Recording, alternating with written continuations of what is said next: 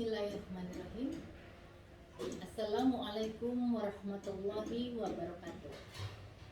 Alhamdulillah. Alhamdulillahirabbil alamin. Wa bihi nasta'in ala umurid dunya waddin. Wassalatu wassalamu ala asrofil anbiya'i wal mursalin wa ala alihi wa sahbihi ajma'in. Amma ba'du. Segala puji bagi Allah. Segala puji bagi Allah Tuhan semesta alam, dan kepadanya puji dan syukur marilah kita panjatkan kehadirat Ilahi Roh. Kita meminta pertolongan atas segala urusan dunia dan agama. Atas karunia-Nya juga kita bisa sama-sama bertolabul ilmi, mencari ilmu. Mudah-mudahan setiap derap langkah bisa membuahkan pahala bagi kita semua, bisa menjadi penghapus dosa dan pengangkat derajat di hadapan Allah Subhanahu wa Ta'ala. Tak lupa salawat serta salam senantiasa tercurah kepada junjungan kita Nabi Muhammad SAW, dan juga kepada keluarganya, sahabatnya, para tabi'in, tabi'ut, tabi'ahum, pada kita semua, serta kepada seluruh umatnya hingga akhir zaman, yang menjadikan sebagai uswatun hasanah serta suri toladan yang baik. Yang terhormat Ustadz Ahmad Rofi LCMA selaku dosen mata kuliah Retorika Dakwah, dan yang saya sayangi semua teman-teman akhwat-akhwat fillah yang mendengarkan dan menyaksikan video ini. Di kesempatan kali ini, tema yang akan saya sampaikan adalah apa yang harus kita lakukan saat masalah menimpa kita. Manusia hidup tidak terlepas dari problema, masalah dalam kesehariannya, mau nggak mau, suka nggak suka, itu semua bisa terjadi kepada siapa saja. Baik yang beruntung dalam kehidupannya karena dikarunia rizki yang cukup ataupun berlebih, maupun yang kurang beruntung dalam hidup dan harus berjuang di dalam kehidupannya. Tidak sedikit masalah yang dialami seseorang dalam kehidupannya akan membuat semua stres, bahkan jika tidak segera diatasi bisa memicu terjadinya gangguan serius seperti depresi.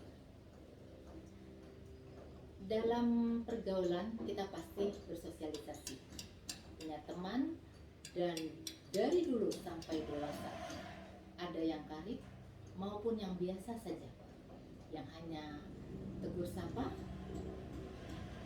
atau bahkan hanya say hello. Kadang dalam perjalanan kehidupan teman kita, dia suka curhat, baik masalah yang membuat bahagia maupun curhat masalah hidupnya di saat masalah sedang menimpa. Bagaimana kita memberi advice atau saran, jalan keluar atas curhatan hati sahabat kita tersebut?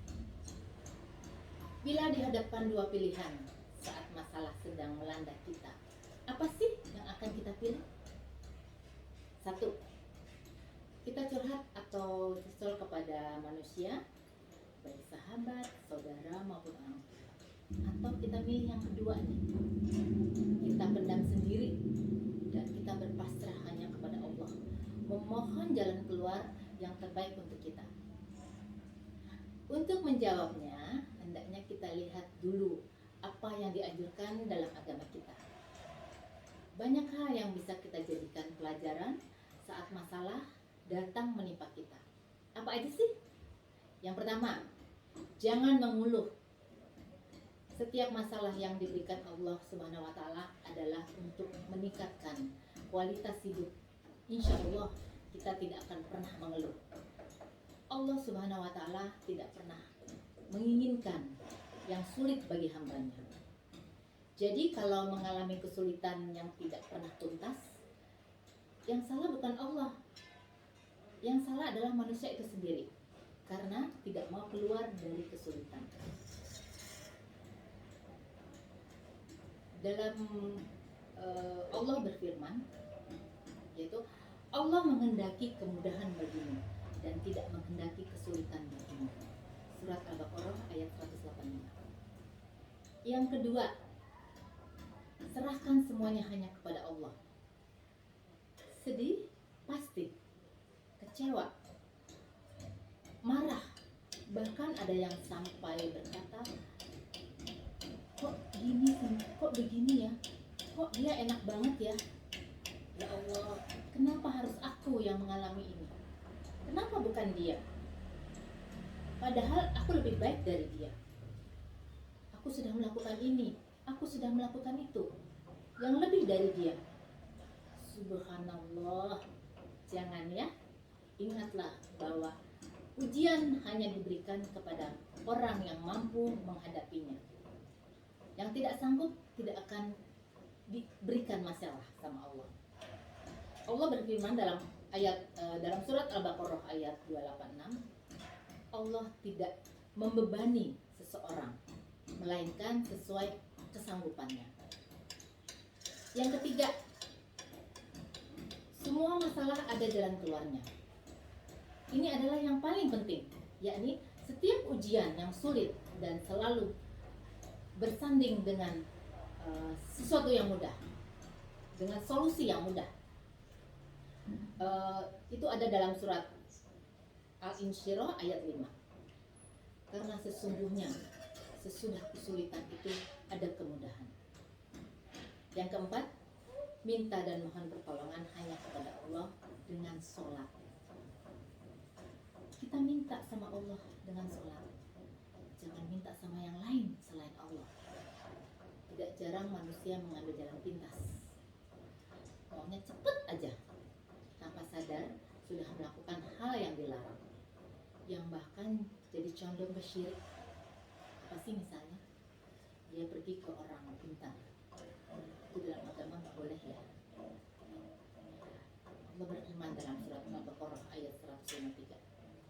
Wahai orang yang beriman, mohonlah pertolongan hanya kepada Allah dengan sholat, dan sholat sungguh Allah beserta orang-orang yang sabar. Yang kelima, jangan larut dalam kesedihan yang berkepanjangan. Ingat bahwa kalau kita mampu melawan kesedihan, pahala sedang menunggu. Sesungguhnya besarnya pahala itu sesuai dengan besarnya ujian, dan bahwa Allah apabila menyayangi atau mencintai suatu kaum, maka Allah akan mengujinya. Dan bagi siapa saja yang ridho, maka baginya keridhaan dan dari Allah, dan barang siapa yang membenci, maka baginya kebencian dari Allah.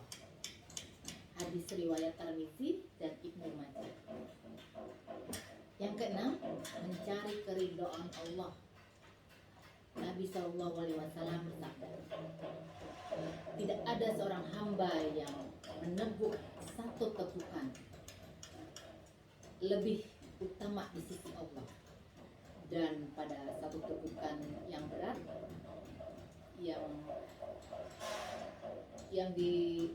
yang ditahan untuk mencari hanya ridho Allah Ta'ala. Hadis riwayat Ahmad dan At-Tabrani. Yang ketujuh, sabar. Nabi Muhammad SAW bersabda, sabar ketika musibah datang, insya Allah diganjar dengan 900 derajat. Hadis riwayat An-Nawawi.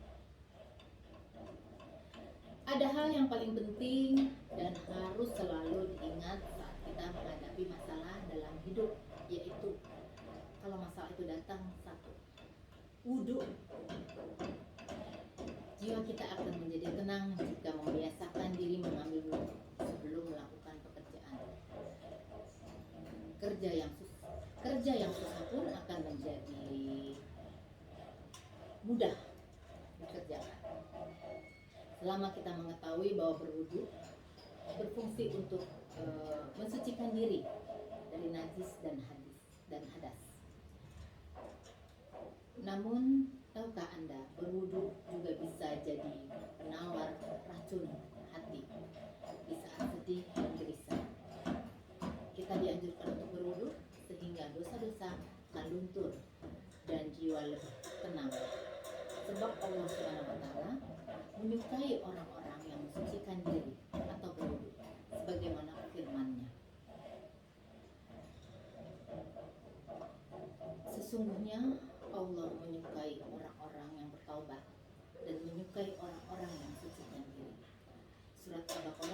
222.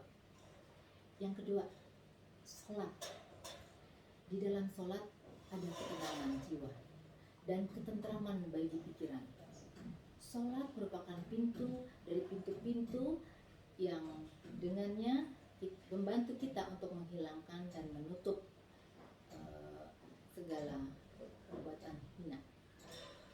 Allah berfirman dalam surat Al-Baqarah ayat 45 yang artinya, dan mohonlah pertolongan hanya kepada Allah dengan sabar dan sholat. Yang ketiga, membaca Al-Quran. Membaca Al-Quran salah satunya dapat membuat diri kita tenang. Hal ini karena di dalam Al-Quran terdapat berbagai petunjuk yang jika dipahami akan benar-benar mendapatkan kenikmatan dan kebahagiaan sebagai petunjuk kita.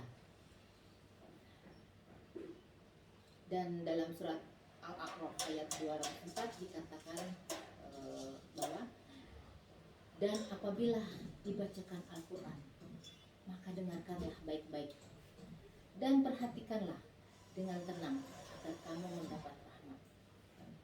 Yang keempat, doa. Rasulullah SAW telah menganjurkan kepada kita, umatnya, tatkala turun sebab musibah atau terkena sebuah masalah, untuk menghilangkan kesedihan dan kegelisahan yang ada, beliau mengucapkan, wahai zat yang maha hidup, lagi berdiri sendiri, dengan kasih sayangmu aku memohon pertolonganmu. Yang kelima, tawakal atau berserah diri hanya kepada Allah. Tawakal merupakan sebab terbesar untuk memperoleh syafaat dan menolak mara bahaya dari Allah.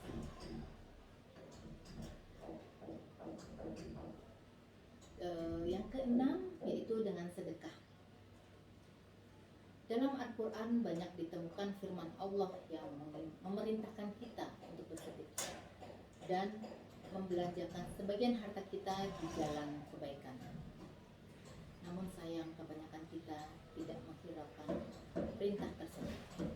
Kita khawatir kalau kita bersedekah akan mengurangi jumlah harta kita.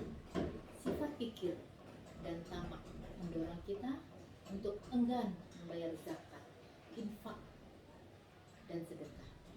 Padahal manfaat sedekah itu sebenarnya akan kembali kepada diri kita sendiri juga. Jadi sudah jelas ya, yang apa sih yang harus kita lakukan saat masalah sedang menimpa kita.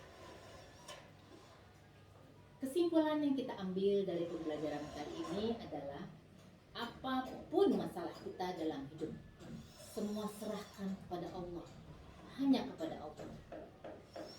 Demikianlah yang bisa saya sampaikan, kurang lebihnya mohon maaf jika terdapat kesalahan baik dalam tutur kata maupun perilaku.